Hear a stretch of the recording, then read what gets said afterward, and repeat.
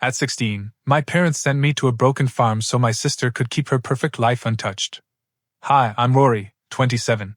And the day I turned 16, my parents dumped me at my grandparents' rundown farm so their golden daughter could shine uninterrupted. That was the last time I asked them to care. It didn't happen suddenly. No big explosion. Just a quiet, cold sentence over burnt eggs and lukewarm coffee.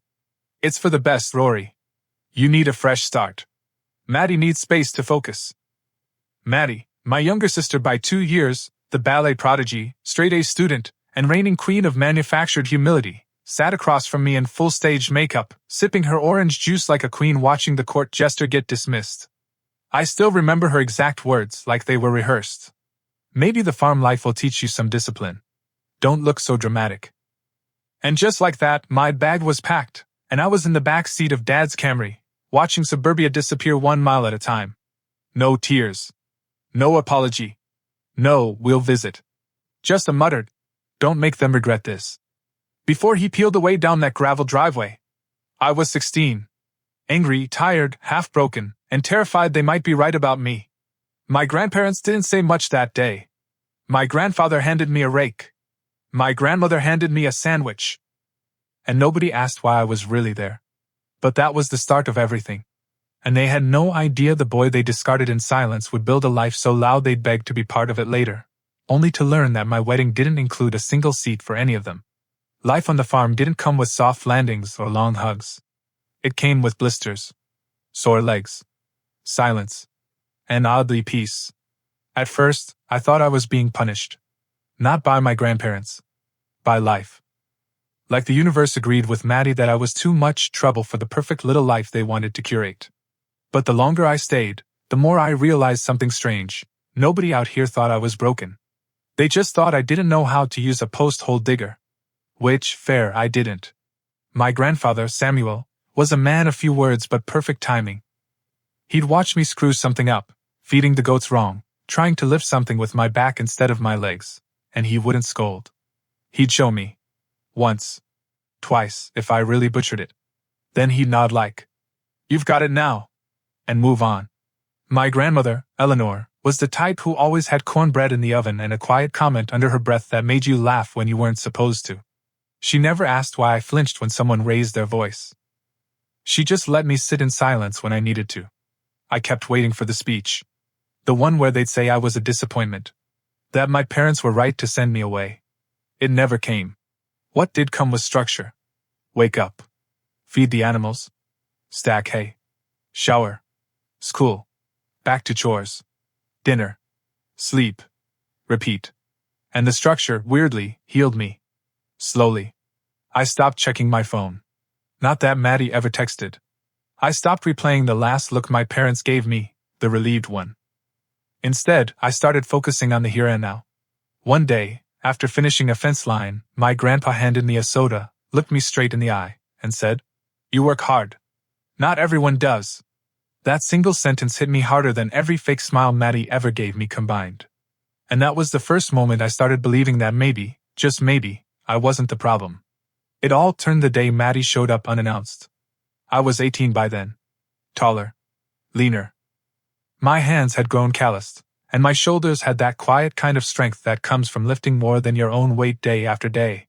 I was halfway through community college, helping Grandpa run the property, and planning to lease a small plot next door to start something of my own. That morning, I was elbow-deep in the engine of the old tractor when I heard tires on gravel. I wiped my hands on my jeans, rounded the corner, and there she was. Maddie. Wearing platform heels. In a spotless white coat. Holding a latte like it was an accessory, not a drink. "Rory!" she squealed, like we just missed each other at brunch. "What the hell are you doing here?" I asked, not moving. She didn't flinch. She smiled wider. "I came to visit. Mom and Dad said it was time we reconnected. Isn't that sweet?" The word reconnect felt like a slap. My grandparents came out of the house slowly, unsure what circus had rolled into their front yard. She spun toward them. "Hi, Grammy." "Hi, Gramps. It's so rustic here." "I love it. Rustic." I nearly laughed. Last I checked, rustic didn't mean dump your brother here like yard waste and forget he exists for 2 years. But Maddie wasn't here for apologies. She walked the property like she was casing it, taking selfies in front of the barn, asking if she could bring her friends out for a vibe photo shoot. Said the light out here was aesthetic. Then she dropped the real reason for her visit. So listen, she said, slipping her sunglasses up her head like she was pitching a startup. I'm thinking of doing this influencer retreat type thing. Very wellness meets vintage farmcore. And I thought, hey, you've already got the setting. Why not partner? I blinked. You want to turn this farm into your content playground? Her tone changed instantly. Come on, Rory. Don't be dramatic. I'm offering you something big. Exposure. Traffic. I could tag you in everything. You could be, what? Farm guy. Like a brand. And just like that, everything clicked. She hadn't come back because she missed me. She came back because she thought I had something she could use. And standing there, with the oil still on my palms, I said something I'd never said to her before. No. She blinked. Excuse me? No, Maddie. You don't get to walk back in here like nothing happened. This isn't your stage. This is my life. And for the first time in years, she had no response. Just silence. That's when my grandmother smiled behind her. A soft, proud kind of smile I hadn't seen before. That moment was the crack in everything. The shift. The line that got drawn in the dirt. It was the day I stopped seeing Maddie as the golden child. And started seeing her for what she really was. After Maddie left that day, heels caked in mud, sunglasses crooked, ego bruised, you'd think things would quiet down. They didn't. Because drama doesn't just pack up and leave. It sends in reinforcements. The next week, I got a call. Not a text. A full, old-school call from my mother. Rory, she said, voice thick with a kind of concern she only ever used when her reputation was at stake. Maddie told us what happened. She said you embarrassed her. In front of Grammy and Gramps, no less. There it was, her favorite weapon, guilt wrapped in etiquette. Mom, I said, keeping my voice calm. She came here uninvited to pitch a brand deal like it was Shark Tank. What did you expect me to do? Bow? Her sigh was theatrical. Rory, you need to stop holding on to old grudges. She was just trying to reconnect. Reconnect? I bit my tongue so hard I tasted copper. You want to talk about grudges? I said. Let's talk about how I haven't gotten a birthday card in 3 years. Let's talk about how you dropped me off like I was a broken appliance and never checked to see if I still worked. Silence. Then, you were difficult, Rory. And there it was. Their favorite rewrite of history. I didn't scream. Didn't cry. Didn't beg for anything. I just said, I'm not difficult. I was just inconvenient. She didn't deny it. That was the part that hurt more than anything. I ended the call with a promise. Don't call here again unless you're ready to apologize. Not to me. To Grandma and Grandpa. For turning them into your cleanup crew. Click. And just like that I felt lighter. Not fixed. But freer. That weekend, I drove with Grandpa out to the edge of the old fence line. The one that barely held together when I first got there. We pulled it down. Time for a better one, he said. I knew he didn't just mean the fence. We worked in silence, hands moving in rhythm, like we'd been doing this for years. Because we had. This wasn't just a patch of land anymore. It was mine. A few months passed. Quiet months. Good months. The kind where nothing major happens, but you start to notice just how different the air feels when you're not waiting for someone to make you feel small. I was 19 now, working full-time at a local machine shop during the day, putting every spare dollar into a savings account titled Someday Land. Grandpa let me convert the old tractor shed into a workshop. Grandma called it Rory's bunker, and kept sneaking sandwiches down like I'd forget to eat otherwise. Hope stopped by most days. Yeah, that Hope. We'd known each other since I was knee-deep in awkward stages, and she was the only person in school who didn't treat me like I was radioactive. Back then, we weren't close. But one day during my second semester at community college, we ended up in the same environmental science lab, and she offered me half her sandwich when I forgot mine. From there it grew. Slow. Steady. No games. No drama. Just this easy rhythm of, "You hungry?" and, "How's your project going?" That eventually became something real. By the time summer rolled around, Hope and I were a thing. Not Facebook official or anything, just real. Tangible. Like the life I was building actually had someone walking beside me now. Then Maddie posted a photo that set everything off again. It was a filtered shot of her standing in front of a crumbling red barn. My barn. Hashtag farmgirl vibes, hashtag back to my roots, hashtag familyland. My phone blew up before breakfast. Cousins asking when Maddie moved in. Old classmates sending snarky comments. One of Hope's friends even texted, "Wait, is this the same barn you're always working on?" I sat there, toast untouched, phone in hand, trying not to throw it across the room. Maddie hadn't set foot back on the property since I told her to leave. But that didn't stop her from claiming it now that I'd made it cool.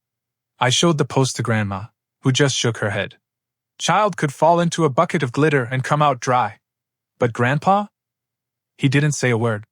He just walked to the barn, pulled down the heavy latch, and hung a brand new sign on the door. Private property. No trespassing. Hope saw it later that afternoon and smiled. That sign feel good? I nodded. First time in my life someone protected my space before I had to. And suddenly it wasn't just a shed. It was mine. And no Instagram filter could take that away. Maddie didn't take the hint. Of course she didn't. A week after the barn stunt, Alexis pulled into the driveway with music too loud and perfume that hit the porch before she even stepped out. She wore this wide-brimmed hat like she was auditioning for a country music video, if country music involved zero actual farm work. "I brought iced lattes," she announced, holding a tray like peace offerings could come with whipped cream. "Thought we could hang." I didn't move. I was halfway through releveling the gravel by the gate. "Hang where, Maddie? You want to film another fake Return to My Roots TikTok?" She gave me this pouty look. "Come on, don't be like that. I told my followers I'd be doing a rural wellness day. You'll barely notice us. It's just content. Just content." She said it like this place, this life, was a set she could rent for likes. Behind me, Hope came around the corner, wiping her hands on a rag. She didn't say a word, just stood there with this expression that said, "Try me." Maddie clocked her instantly. "Oh, you're still around." Hope raised an eyebrow. "Yep. Still here. Working. Supporting. You know, boring stuff." Maddie scoffed and turned back to me. "Okay, look. You're clearly bitter about the past. I get it. But I talked to Mom and Dad. They think it would be really healing if we tried to reconnect. And they said they'd love to come visit too. Isn't that sweet?" It felt like someone had poured ice water down my spine. "They want to come here?"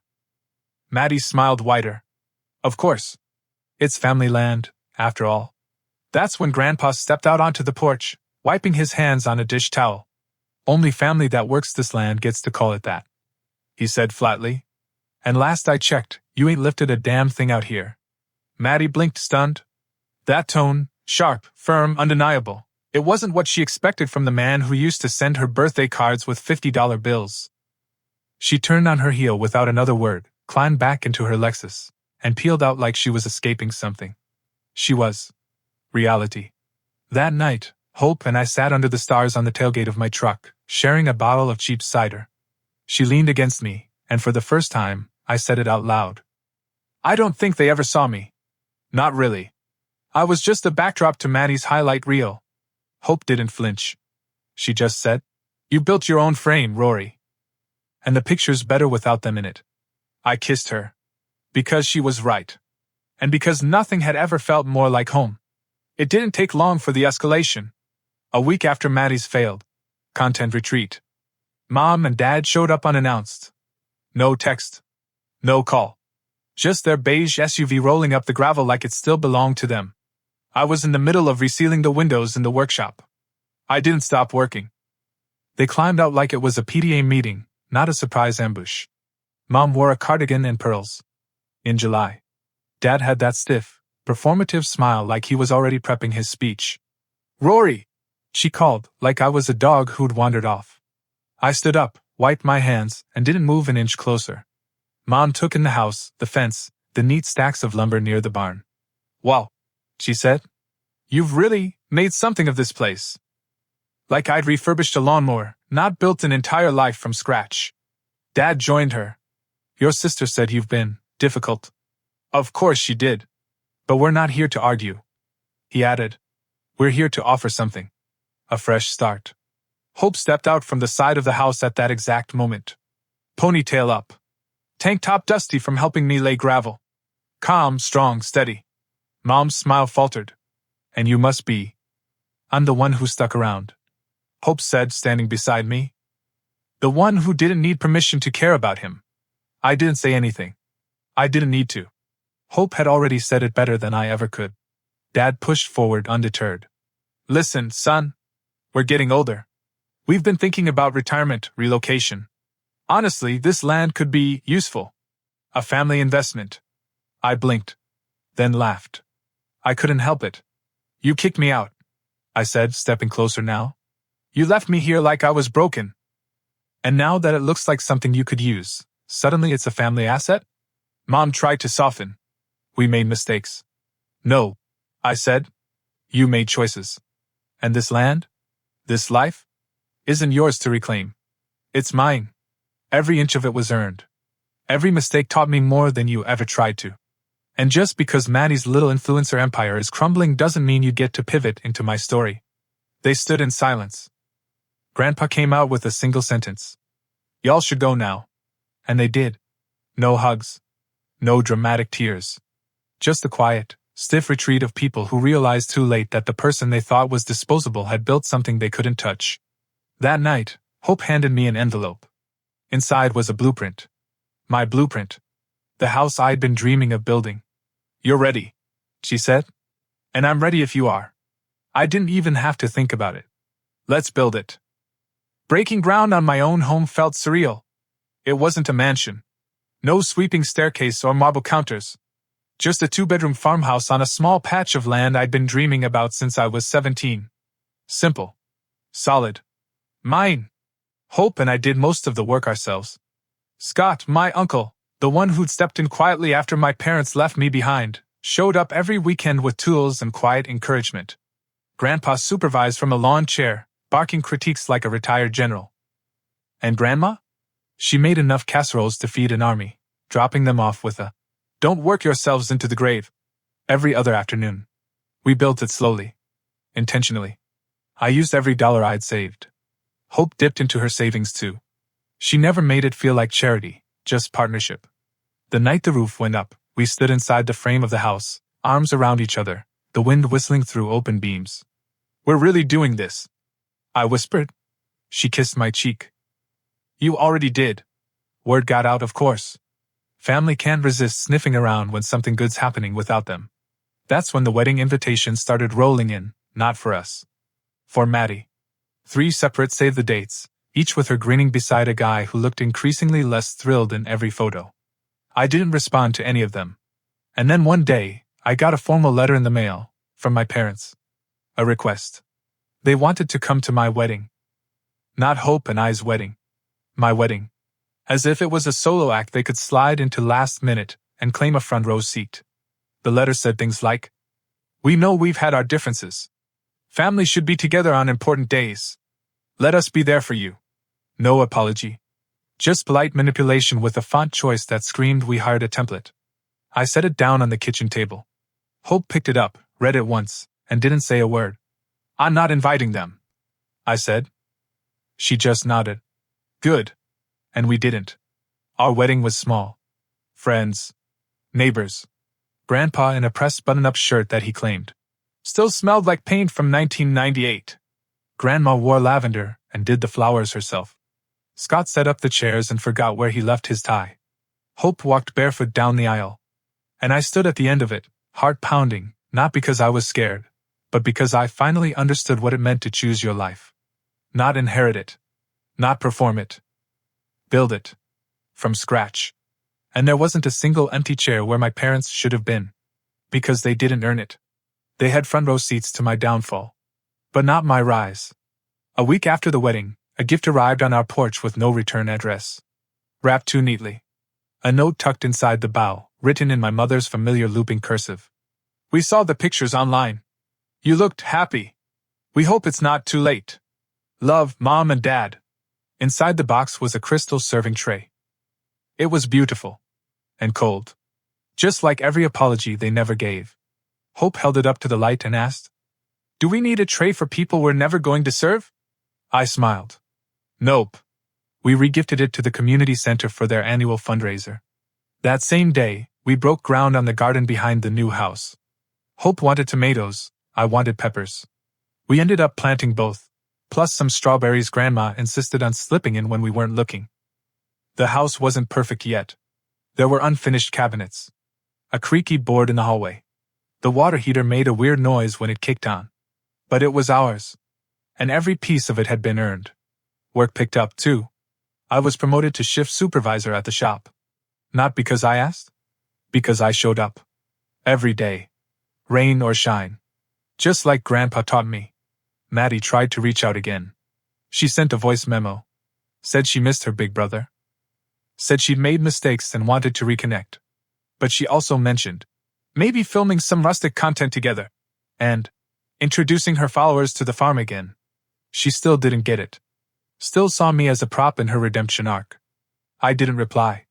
But I did send one message to the extended family group chat. The one she dominated with updates about her skincare line and digital detox weekends. Hope and I are doing great. The wedding was exactly what we wanted. Thanks to those who've supported us. For everyone else, if you haven't been here, you're not owed a story. No drama. Just boundaries. Grandpa texted back a thumbs up. Scott added, well said. And that was it. I had stopped waiting for people to act like a family. And started acting like the man I became without them. A few months later, the house was finally done. Hope and I moved in during the first week of fall. The air smelled like dry leaves and wood smoke, and the front porch still had sawdust in the corners. We didn't care. We were home. It wasn't about the square footage. It wasn't about the granite counters or the walk-in closet we'd argued about for 2 weeks. It was about the feeling, that deep, humming quiet of knowing no one could take it from us.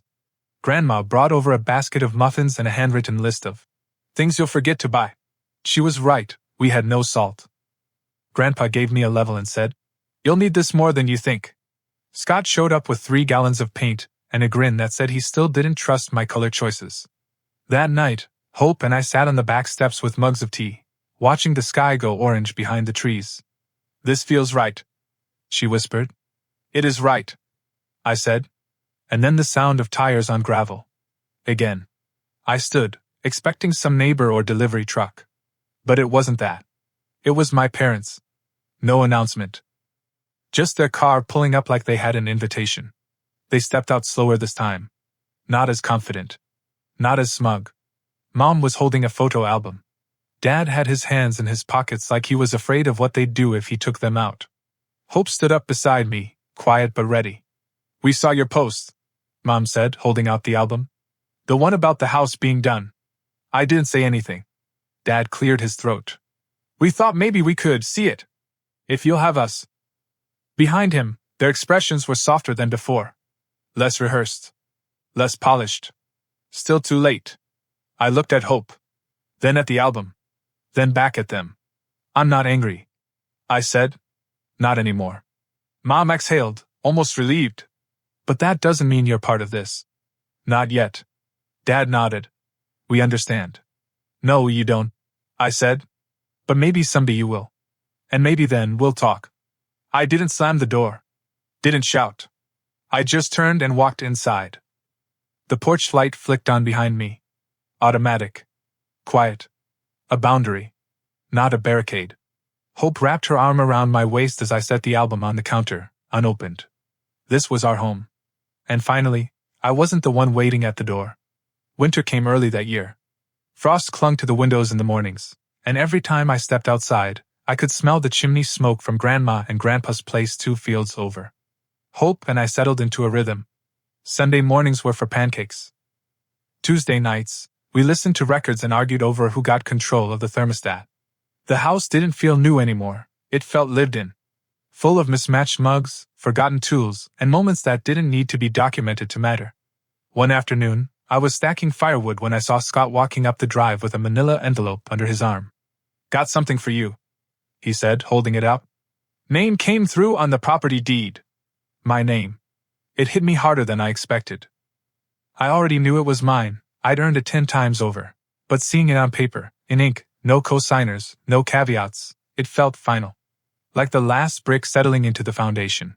I took the envelope with a nod. Thanks, Scott. You made something out of nothing, he said. That's no small thing. Later that night, I found the photo album my parents had left. Hope was out at the market, and the house was quiet. I sat on the couch, the fireplace crackling beside me, and opened the first page. It was full of photos from before the split. Before they sent me away. Birthdays. School plays. Even one of me and Maddie building a snow fort in the front yard, me smiling, her holding a spoon like a sword. And then I saw it.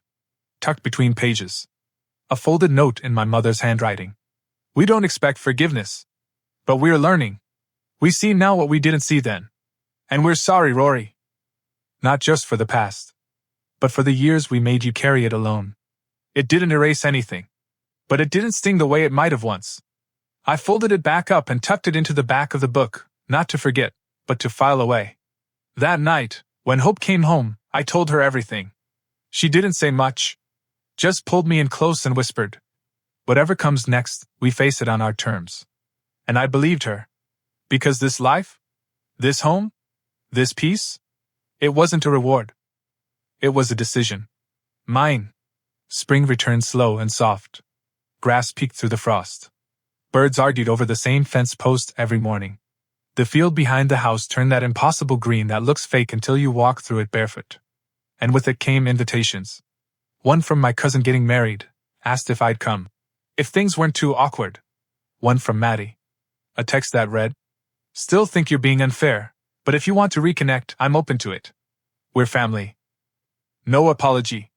Just entitlement repackaged as outreach. I didn't answer. Hope saw the text over my shoulder, raised an eyebrow, and said nothing. She didn't have to. We'd crossed the point where explanations were necessary. Instead, we spent our time planting. Tomatoes. Peppers. Strawberries again, per Grandma's insistence. Scott helped dig the beds. Grandpa carved us a handmade bench and refused to sign his name on it even though we begged. That bench became our quiet spot. For coffee. For small arguments. For watching storms roll in. One day, I brought Grandma out to see the finished garden. She walked slow but steady, wearing her favorite floppy hat and holding a tin of her infamous sugar cookies. You've done good, she said, leaning on her cane. Not just here. In there. She tapped her chest. Takes guts to rebuild something from ashes without dragging the fire with you.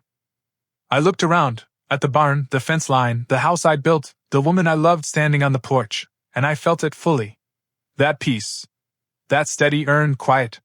And then she added, you know Maddie's wedding didn't last. I blinked. Already? 4 months. She said, not unkindly. Turns out, love built on optics doesn't hold up when the lights go out. I didn't gloat. I didn't smile. I just nodded. Because I didn't need Maddie to fall for me to rise.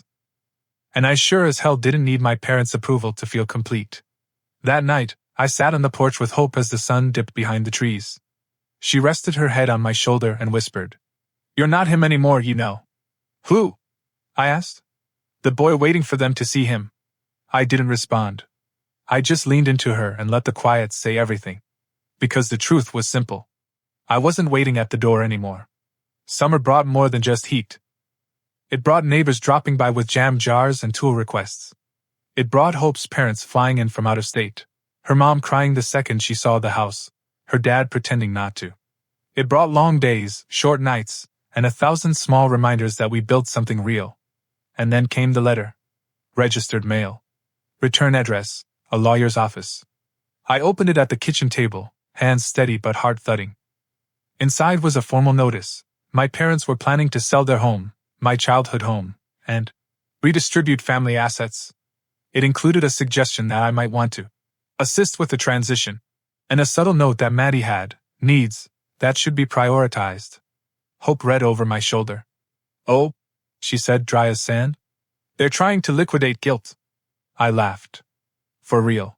Because it was so transparent, so expected, it didn't even sting. I drafted my reply the next morning. Thank you for the update. I wish you well in your sale. However, I will not be contributing financially. Maddie is an adult. So am I. And I've already paid my dues. Please don't contact me regarding this again. Rory. Hope read it, nodded, and hit send for me. That afternoon, Scott and I hung a swing on the big oak behind the house. One of those simple wooden ones with thick rope and a wide seat. Grandpa carved our initials into the bottom. Hope cried when she saw it. We didn't have much. But everything we had was ours. And not 1 inch of it was for sale. The next family gathering we were actually invited to was Grandma's birthday. Small group. No drama. Maddie didn't show. But her oldest daughter, my niece, came, shy and unsure, carrying a tray of cupcakes and a backpack full of books. We sat on the porch and talked about everything from school to books to life. She asked, "Why don't you come around more?" I didn't lie. Because sometimes family doesn't mean safe.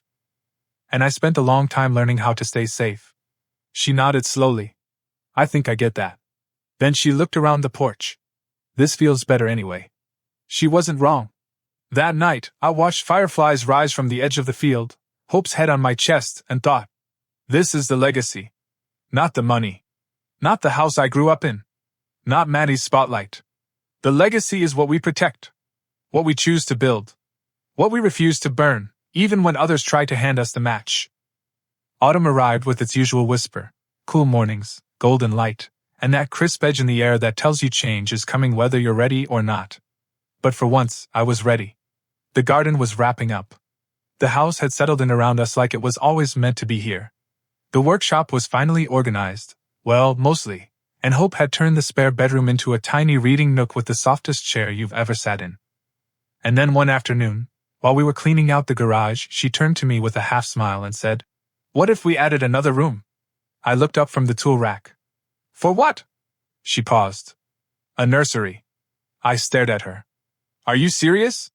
She nodded. And that was how I found out I was going to be a dad. I didn't cry, not right away. I just sat down on the dusty garage floor like gravity had suddenly gotten serious. Hope sat with me. "I never wanted a perfect family," I said. "I just wanted to be the kind of dad who stays." "You already are," she whispered. "We told Grandma and Grandpa first." Grandma nearly tackled me. Grandpa just clapped me on the shoulder and said, "Don't screw this up." Then he handed me his old rocking chair, the one I remembered from nights on the porch as a kid. "It's yours now," he said. "Just needs a little sanding." Scott offered to help build the crib. Hope started reading baby books and banned me from watching any videos about delivery. And me? I started thinking about names. Not just baby names. Legacy names. Names for the things we built, this house, this land, this future. One night I walked out to the edge of the field, looked back at the house glowing warm behind me, and whispered a thank you. Not to my parents. Not to Maddie. To the version of me who stayed when they didn't. The version who kept showing up. Who chose healing instead of revenge. Who built a life that no one could trespass. And in that moment, under a sky full of stars and a world finally quiet, I knew. The past didn't make me. It tested me. This love, this home, this future. This was all mine. Winter came again. But this time, it didn't feel like an ending. It felt like a season that belonged, the kind that wraps around you, not to smother, but to remind you, rest is part of growth, too. Hope was 7 months along now. Her belly had this perfect curve that made my chest ache every time I caught her in the kitchen humming to herself. We'd finished the nursery, soft greens, a handmade crib, a mobile Scott carved from driftwood and string. And the day the first snow fell, Grandpa brought over a box. Old flannel onesies, baby blankets from when I was little, a stuffed rabbit with one ear sewn back on. "I figured you'd want these," he said, setting it down. "They survived. So will you." That night, we lit a fire and curled up on the couch. The world outside felt miles away. Quiet. Still. Ours. I checked my phone one last time before bed. One message. From Maddie. "Congrats. I heard about the baby. I don't expect anything. Just wanted to say I hope you're happy. Truly." I stared at it for a while. Then I powered off the screen. Some chapters don't need replies. Only closure. I climbed into bed beside Hope, who was already half asleep, hand resting on her stomach like she was guarding treasure. And as the snow fell soft outside and the fire cracked low, I thought about the boy I used to be. The one left behind. The one who slept in a stranger's room in a house that didn't ask questions. The one who stopped waiting. And started building. He was still here. still inside me. But now, he had peace. And land. And love. And the kind of future that only comes when you stop proving yourself to people who never deserve the explanation. The baby came in early spring. A girl. Full head of hair. Loud as a freight train and already stronger than she should be. We named her June. After the month Hope and I first met again in college. After the time everything shifted and finally started making sense. Holding her for the first time felt like standing at the edge of every version of myself I'd ever been. Awkward teen, forgotten son, angry cast-off, relentless builder, and watching them all nod in quiet approval. Like they'd finally made it here too. Grandma cried when she met her. Grandpa said, "She's got the Harper eyes," and then coughed to hide whatever emotion almost escaped. Scott built her a toy box before she could even sit up. And Hope. Hope looked at me like she had the whole world in her arms. Because she did. We didn't send out an announcement. No mass texts. No social media posts. Just one photo, mailed by hand, to the people who mattered. The only call I made beyond that was to my niece, the same one who brought cupcakes to Grandma's birthday. I told her if she ever wanted to visit, the invitation was open. She showed up that weekend with a blanket she'd made herself and the quiet understanding that real family shows up without needing to take the spotlight. A few weeks later, I found an envelope on our porch. No return address. Inside, a check. 5 digits. And a note. For her future. No strings. If you don't cash it, at least tear it up. Love, Mom. I showed it to Hope. She didn't say much. Just reached over, took my hand, and whispered, "We don't need their money." And we didn't. That night, I held June on the porch as the sun dipped behind the fields, the air warm and sweet. I whispered to her about fences and foundations. About what we build and what we leave behind. About how love is not something you beg for, it's something you offer freely and protect fiercely. And I promised her that she'd never have to earn her place in this family. She was born into one where she'd be seen. Where peace wasn't a reward but a right. And where the door would always open because it was hers, too. Summer came soft and slow that year, like it knew we needed the gentler version of things. June started smiling, real smiles, the kind that hit you in the chest like lightning dressed in joy. Hope caught the first one while she was changing her, and I swear she cried harder than the baby did. Life wasn't flashy. It was morning feedings and mismatched mugs of coffee. It was Grandpa dropping off fresh tomatoes and pretending he didn't notice how exhausted we looked. It was Scott installing a swing set in the backyard. For later, even though June could barely hold her head up. It was right. One night, as fireflies blinked like Morse code across the yard, Hope turned to me and asked, "Do you ever think about going back?" I didn't have to ask what she meant. Back to them.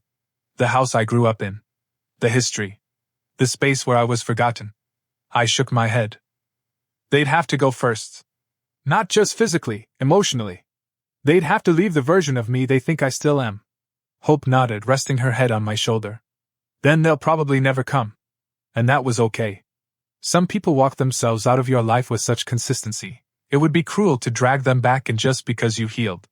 I stood up, walked over to June's crib, and looked down at the little person who carried nothing from my past, only everything of my future.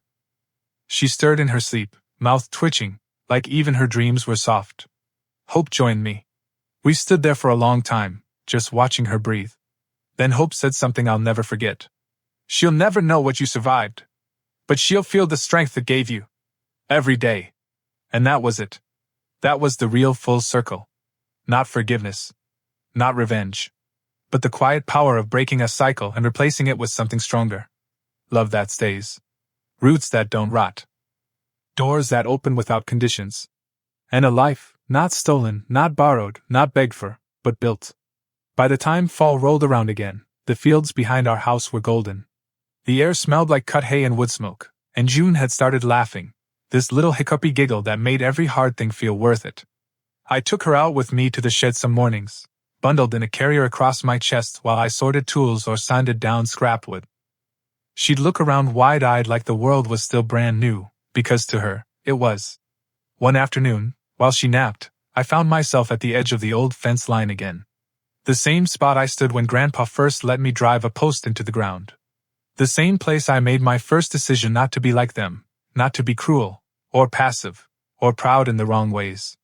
There was a new post now. I built the fence higher. Stronger. Hope came out behind me with 2 mugs. Handed me one without a word. She looked at the post, then at me. You gonna tell her the whole story one day? Maybe, I said. Not all the gory parts. Just the parts that matter.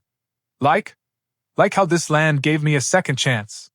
How family isn't who throws the party, it's who stays after the cleanup. How strength isn't loud, and forgiveness isn't weakness, and love isn't something you have to audition for. She smiled. That's a good story. It's hers too, I said. Later that evening, we had dinner with Grandma, Grandpa, and Scott around the long table, everyone laughing about nothing, passing food around like clockwork. Scott told a story from my first week on the farm involving a goat, a shovel, and me falling into a trough. Grandpa denied it ever happened. Grandma winked and said she had pictures.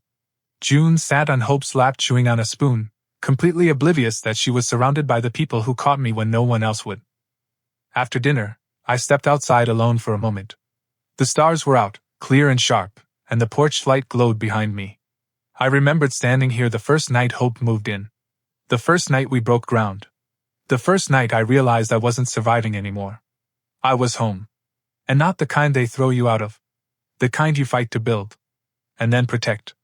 So no one can take it from the people who come after you. Because the truth is, your legacy isn't what you inherit. It's what you refuse to pass on. The day June took her first steps, I was out back, fixing the garden fence. Hope called my name, breathless.